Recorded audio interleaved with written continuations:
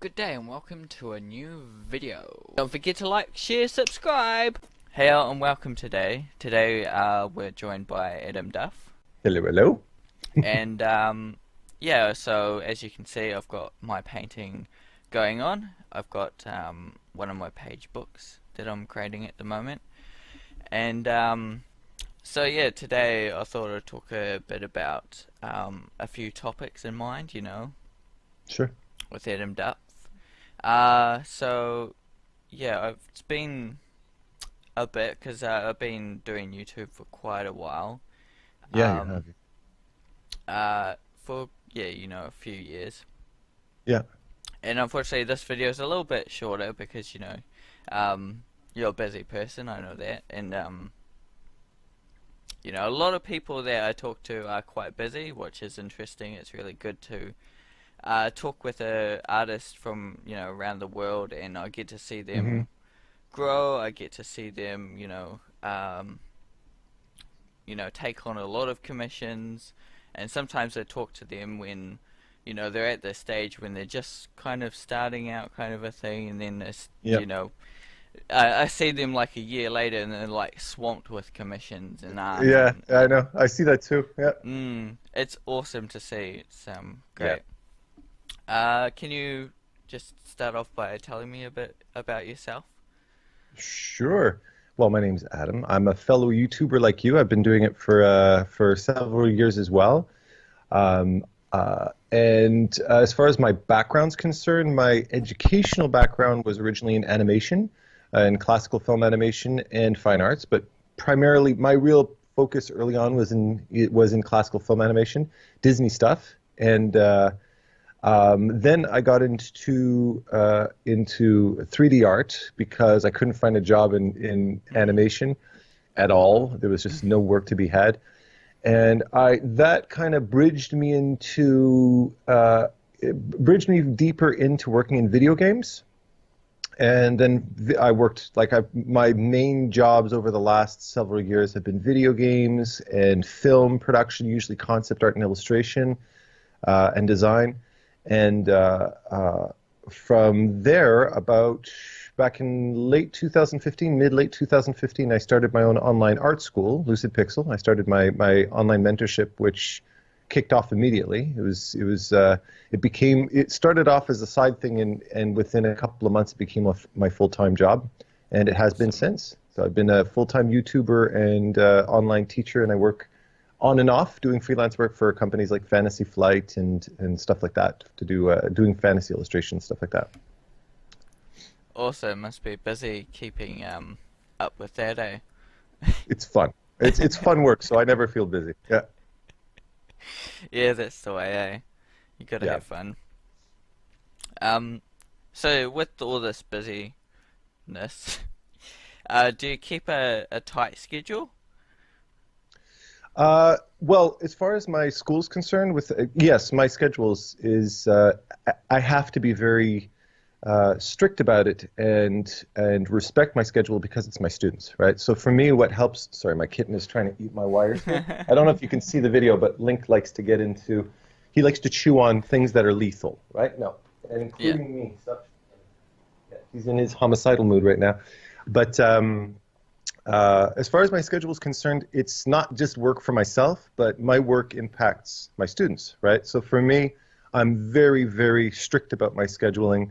And to me, I never leave anybody hanging. I'll never leave students waiting. I'll never, it's not something I take for granted. It's something I take very seriously. So with respect to that, yeah. And when it comes to producing YouTube videos and my own artwork, I literally have just enough time to squeeze that in usually. So it's about just fitting in my personal and my professional work around my school schedule. So yeah. Awesome. And do you like schedule breaks or um work around those? I started. My Hmm. girlfriend told me to start scheduling breaks because there's like national holidays or there were times that the kids would be off and stuff like that. And I didn't think of that because I kind of my mentorship kind of kicked off so fast that I just kind of crammed everybody in and filled up my year right away without taking that into account. So come holidays and stuff like that, I really had to work around that all the time. It was always a bit of an obstacle trying to, like, be with my kids and do my school at the same time. So starting 2019, I was about halfway through 2018, and I decided to make sure to include holidays and time off and stuff like that. I had to schedule myself basically a year in advance for that reason. Yeah. It is It's like, a sorry, Daniel, yeah. just one sec, because Yeah, my yeah, kitten is going to kill himself. So give me a sec. I'll be right back in 1 minute. Oh, come on. While Adam moves his cat, I just want to say thanks for tuning in to this channel and checking out my videos. Please do hit the subscribe button. He did show his cat at the start, but I didn't manage to get a recording of it. But that's okay. Let's continue our conversation. Yeah, I had to put him in the kitchen because he likes to chew on wires. He's going through his wire chewing phase. Yeah. So I don't want fricasseed cat for lunch Yeah. today. Well, I really Yeah, hate sorry. that. I mean, Yeah. my cat, he's actually an interesting cat. He likes to like look at himself in the mirror and just admire himself. Oh, And he's a narcissist cat. That's too funny. Yeah. My cat freaks out when he sees himself. I don't think he's very fond of his own reflection. He freaks out and his back arches up when he sees himself in the mirror. Yeah. He still hasn't come to terms with his own reflection. Oh yeah, yeah.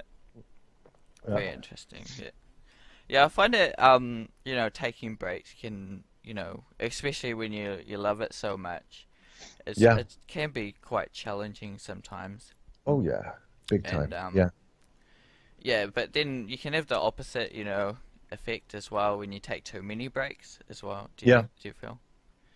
Oh yeah. It's about a healthy balance, right? Mm. In any walk of life, I find you need, like in training, if you're weight training or exercising, your body grows during rest. It doesn't grow while you're training. If all you do is train, your muscles burn out and you end up losing out, right? And your brain works the same way.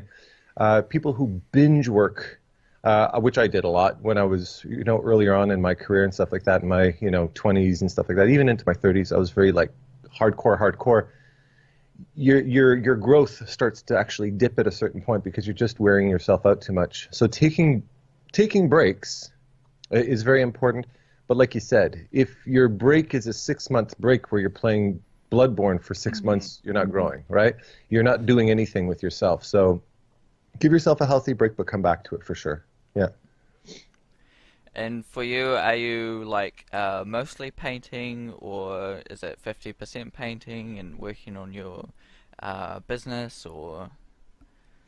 Well, my business it fills my schedule, right? So as far as my students are concerned, the business is already developed in that sense, and I have my regular schedule with my students, so that's fixed. For me, I'm currently booked till around October, November 2019. So that time is already reserved for myself as far as that goes.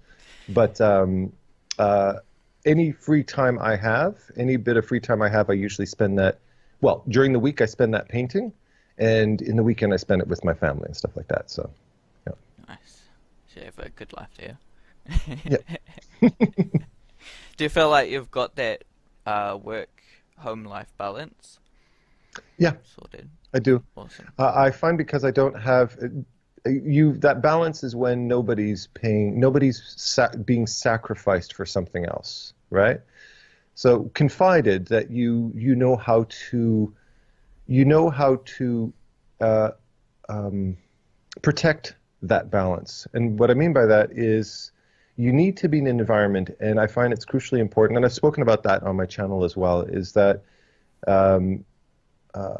you need to be around people that respect and they respect your professionalism. They respect the time that artists take, because as you know, when you're producing artwork, it takes a long time. Growth is slow. Sometimes it takes a lot out of you, right? And sometimes it feels like you're walking uphill on your fingertips. It can be a very challenging process. Not always, but sometimes, right? And if you're with somebody that doesn't respect your time and doesn't respect the time and effort that an artist needs in order to grow, then that can't work. I've been in situations in the past where I was with people that expected my attention every 15 minutes, and you can't. It knocks you off your flow. So with that said, when it's work time, when Dad's working, he's working, and if my kids are home because it's a holiday for them, then then I'm very strict in saying, no, I'm working now, right? Or if I'm teaching a class, my kid wants to come and see what I'm doing, right? They can come and say hi, but if they do it every 5 minutes, that's not cool, right? Hmm. So I let them know that. My girlfriend too, she's a professional, I'm a professional, and we respect that time and space, and we don't infringe on it. So you need that, because if you're not, that can hold you back from growth, because you're around people that are saying, oh, but what about me all the time? And you're like, there's me time and there's professional time. But if all you're doing is working, well, then that relationship's going to dissolve, because a relationship requires effort and time and energy. And if you just expect to put it on the back burner and leave it on simmer for 5 years, it's not going to. It's going to eventually fizzle out. So you need to approach every facet of your life with importance and respect and love. And that includes your art, and that includes your family too, right? Yeah, definitely. It does, take a bit of talking it out and just working through your schedule. You Yeah. can't exactly work, 9 to 9 every day and, expect that relationship to work as well as, yeah, Well, but especially when other responsibilities kick in, right? Well, yeah. when I was in school, I could literally hang out and sleep at school every day, because that was it. I didn't have anybody else waiting for me at home in that sense, right? I was old enough to do whatever I want at that point. But when you have kids, when you have a family, when you have a partner in your life and stuff like that, that's when you have to start to pay attention to balancing your life. And I think that's important, because a lot of people don't strike that balance, and they tell the people around them to F off all the time because they're busy. And you can't do that all the time. Yeah. You can do it within reason if that person is not respecting your space, but if you just can't, you can't live a healthy, happy life that way. You end up having a lot of success but no love. So what's the fun in that, right? Exactly. Yeah, Yeah. I've gone from, being a student, just kind of doing illustration pretty much Yeah. full time, 9 to 9, and then, I met my partner, got in my Yeah. life, and then, now we've just had a kid, so, Oh, congratulations. thank you. Nice. How old? She's 7 months. She's just 7 months now, so She's just a little button. a little Oh, bit. that's so Or sweet. at the moment, she's just kind of crawling and, um, well, kind Yeah. of starting to crawl and roll and stuff slowly, Yes, and now have fun, because as soon as she becomes mobile, you're basically just like my kitten, right? Yeah. Little things, little babies and kittens have this radar for things that can kill them, and they make a beeline straight for it. So yeah, so have fun with that. You're going to Yeah. be preventing her from killing herself for the next 2 years. So have fun with that. Yeah. Yeah. She's just started to you know, slowly kind of hit her head on things, and Yeah. it's just yeah, it's Yeah. starting to get to that phase. Yeah. Well, Um, congratulations. That's awesome. That's so cool. yeah, yeah. So yeah, I mentioned a bit about my YouTube channel. Yes. When did you kind of start your YouTube channel? Around the same time you did, around I'd say 5, 6 years ago. I'm not exactly sure now, but around that amount of time. And um, yeah, I started right off the bat doing YouTube tutorials. I think my first ever video was this voodoo doll painting tutorial that I recorded using my gaming headset with a gaming mic and a very early version of Photoshop, at least version of Photoshop that dates back a couple of years. And I jumped into it pretty seriously right off the bat. And yeah, I've been doing it since. I've experimented with different things. I've tried out different things. I've always had a hugely supportive community of artists that have followed me and stuff like that on my channel. They've always kind of been patient with me through my experimentation and growth, which I think is really cool. You need that. You need a supportive community in that sense. And yeah, I've been doing it ever since. I think the main thing that I've worked on, the main kind of focus of my channel has been art talks, which originally I was inspired. What inspired that originally, I think, was two artists that are actually both at Schoolism now. Bobby Chu, who you've mentioned on your channel as well, and Steven Silver. He had art talk, and I started art talks, and then found out a week later that's one letter away from plagiarizing somebody else's name, but it kind of stuck. I used it because, well, it's art and talk, right? So I wanted people to be able to identify it and find it easily. Yeah. I've always followed Steven Silver. I love his stuff. Yeah, so it started off as that, and it kind of evolved, and then I got into audio and video equipment. That was around the turn of 2018. I started to up my production value a lot, learn a lot about how to make better quality videos and stuff, and yeah, and I kind of went through a bunch of different things, and I've had an amazing community to follow me through the whole process. So now it's basically for 2019. For now, it's I have my Monday videos, my art talks that I do every Monday. One which actually I published about 20 minutes ago. So Very I'll find out how awesome. that's going. Yeah. Yeah, everyone go check that out. Awesome. So yeah, you have a schedule for your YouTube. Did you always have a YouTube schedule? No, I didn't. And I think that was important for me to realize that there was like if you're going to do something, go all the way. You know, Mm. like I was watching your videos and stuff like that, and I noticed you started with these really cool the Lego stop motion animations you did around Yeah, 5 years ago, yeah, yeah, right? yeah. Which is cool because I studied a bit of that back we had in animation we had to study stop motion as well. But I was Mm. looking at that going, wow, that's so nostalgic for me. Seeing those, it was really cool, and seeing how you're trying to get the camera to focus while you're shooting one frame to the next. It's a real challenge, eh? Mm. And it kind of teaches you how to be a cinematographer in that sense. And I did that too. I started making videos, but I was kind of like I was very non-committal at the beginning. It was, you know, once every couple of months, and then I would post 3 in a week, and then I wouldn't post anything for 6 months, and it was kind of like this all over the place. And what that does is people just don't know. People need to know that they can rely on a video, on you posting a video, right? Mm. And it helps for them to know when you're going to post it. So it doesn't come as a surprise to them. Oh, look, Adam posted another video. All right, I guess I'll watch it. But people know that you're going to be there every week at this certain time. They start to rely on that, right?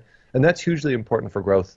But I would say in the same respect is also respect your time, Mm. because you have, if you're going to take on a new project, and like for me, I'm a big believer in committing to something, right? So if you're going to make a promise to your viewers that you're going to be posting every Monday at 9, well, then people expect you there.